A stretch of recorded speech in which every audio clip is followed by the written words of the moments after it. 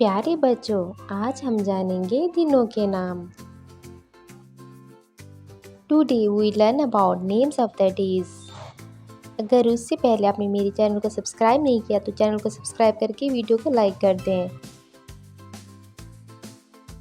How many days in a week? 7 days in a week. Days of the week: Sunday, Monday, Tuesday, Wednesday, Thursday, Friday, Saturday. Sunday,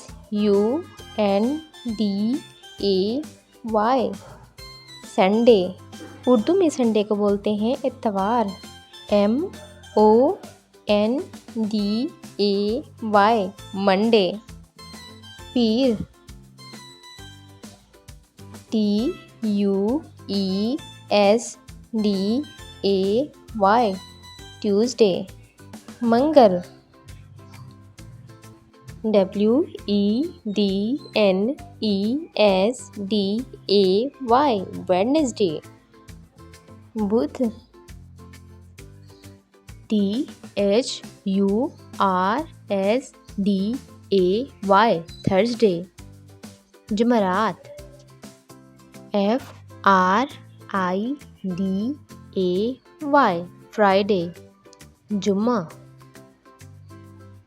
SATURDAY, Saturday. हफ्ता। प्यारे बच्चों, ये थे days of the week. उम्मीद है आपको मेरी आज की वीडियो अच्छी लगी होगी।